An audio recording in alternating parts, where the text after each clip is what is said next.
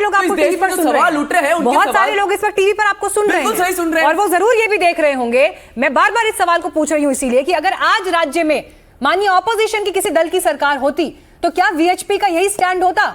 क्या वीएचपी का यही स्टैंड होता? क्या आप यही कहते कि नहीं वेट करते हैं, थोड़ा जांच हो जाने दीजिए फिर देखेंगे क्या होता है? क्या आप ऐसे ही बात करते हैं उस वक्त? मैं आपको गारंटी देके कह रही हूँ कि आप ऐसे नहीं कहते। आप गलत कह रही हैं। मैं बता रही हूँ, मुझे कोई डाउट ही नहीं है इसमें कि आप ऐसा नहीं कहते, बिल्कुल भी नहीं कहते आप ऐसा। होना चाहिए। मैं बताता हूँ मीनाक्षी जी, आपको बड़ी सभ्यता पूर्वक बताता हूँ। आपको 1990 के बाद में जब जजमेंट दिया गया था राम जन्मभूमि का, उसी के.एम. पांडे जो जज था उसका प्रमोशन हो गया था। कांग्रेस पार्टी सेंटर में थी और समाजवादी पार्टी स्टेट में थी। कहते थे लॉ एंड ऑर्डर का मेंटेनेंस नहीं है। विश्व हिंदू परिषद एडवोकेट एसोसिएशन, उनका केस लड़ा था इलाहाबाद हाईकोर्ट में। क्या बात करेंगे ये लोग? तो मुझे लगता है कि विश्व हिंदू परिषद ने हमेशा कानूनी कार्रवाई करी, 500 वर्ष तक लड़ी।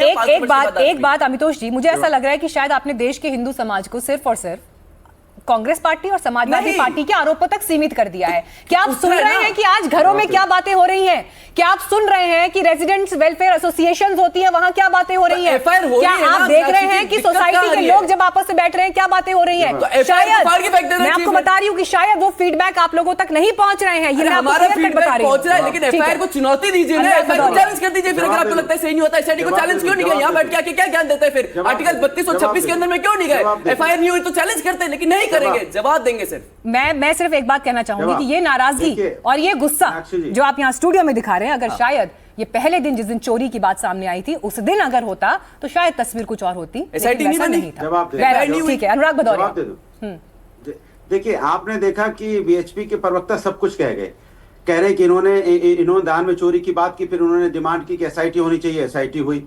फिर उन्होंने मांग की कि वहां पर पदाधिकारियों को हटाना चाहिए, तो आज पदाधिकारी भी हट गए। इन्होंने कहा गिरफ्तारी होनी चाहिए तो गिरफ्तारी हो गई। मतलब हम कह रहे थे तब आप कर रहे थे ना, आपने खुद से तो कुछ नहीं किया। इसके मतलब आप कुछ करना ही नहीं चाहते थे। हम ही मांग कर रहे थे ना कि चंपत राय जी को हटाइए, हम ही मांग कर रहे थे ना वहां चोरों को पकड़िए, हम ही मांग कर रहे थे ना दान पत्र में चोरी हुई। इतनी जो अंदर से आपके जो ये दिखावे का जो नकली राम भक्त पैदा हो रहा है, ये असली राम भक्त होता ना तो आप मेरे सुर में सुर मिला कहते कि चोरों को उसी समय पकड़ लेना चाहिए जब समाजवादियों ने आवाज उठाई थी, लेकिन आपने नहीं बोला ऐसा। मीनाक्षी जी, 4-5 बातें बोलूंगा। पहली, हम राम भक्त हो या ना हो, वहां के दान पेटी से चोरी करने का अधिकार किसी को भी नहीं है, चाहे वो एक बेनामी संगठन ही क्यों ना हो। दूसरी बात, बेनामी संगठन वाले ये तय नहीं करेंगे कि कौन भक्त है कौन नहीं है। ये लाइसेंस राम भगवान ने किसी को नहीं दिया। जिसकी इच्छा हो वो अपने तरीके से अपने ईश्वर को पूज सकता है। यही सनातन धर्म है, ये हर ग्रंथ में लिखा है, वेदों से लेके पुराण, उपनिषद और गीता तक। तीसरी बात, चोरी में जो लोग पार्टी हैं, मैं फिर कह रहा हूं, जो लोग पार्टी हैं, और जरूरी नहीं है कि सारे हिंदू संगठन ही उसमें लिप्त हों, लेकिन वीएचपी आरएसएस के लोग उसमें जरूर उनके नाम है, ये पक्का है। तो बेकार की चिल्ला चोट मचाना, दूसरों पे आक्षेप लगाना, उल्टा सीधा बोलना, इससे कुछ नहीं होता है। पूरे संगठन को आप इस दायरे में ला रहे हैं, काम होना चाहिए। पूरे संगठन को आप इस दायरे में ला रहे हैं। देखिए, पूरा संगठन अपंजीकृत है, हमें क्या पता आय कहां है, व्यय कहां है, पैसा कहां से आया, कहां गया। तो हम अभी बेनिफिट ऑफ डाउट या लेवरेज ऑफ डाउट में कह लीजिए।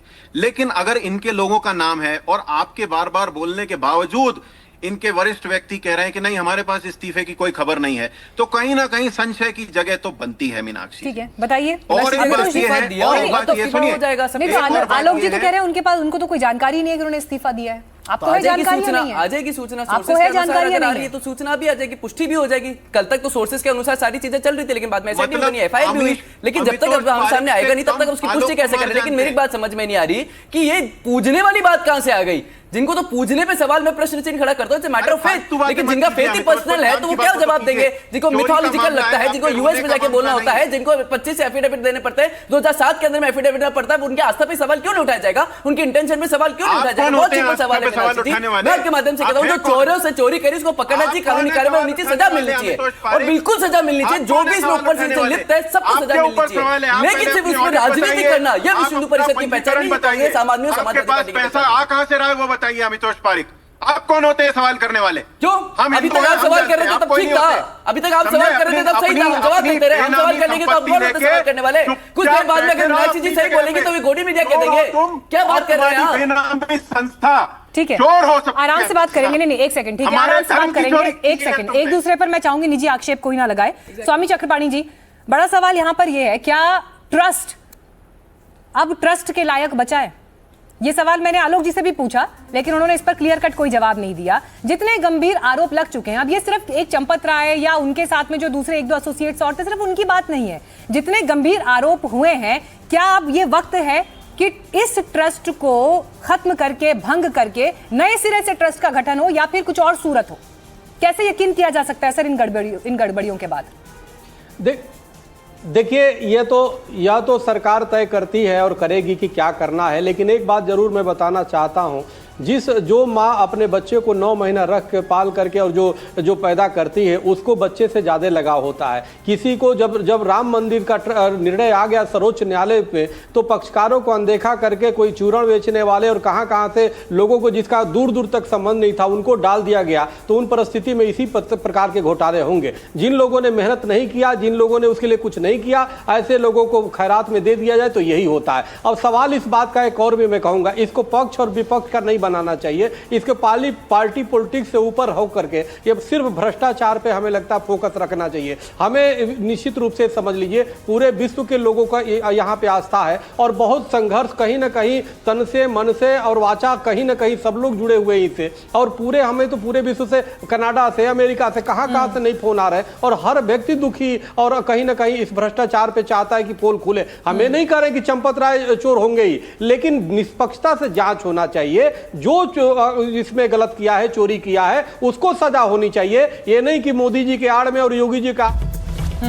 ठीक है सर, आपको रोक रही हूँ, एक बड़ी खबर आ गई है, इसलिए फिर आप कंप्लीट करिएगा अपनी बात। लेकिन चंदा चोरी के मामले में जो बड़े बड़े अपडेट्स निकलकर सामने आ रहे हैं, देखिए इस बीच पुलिस ने आरोपियों को कोर्ट में पेश भी कर दिया है और अब तक की जो जांच है उसमें 70 लाख कैश मिला है। अभी भी नोटों की गिनती जारी है।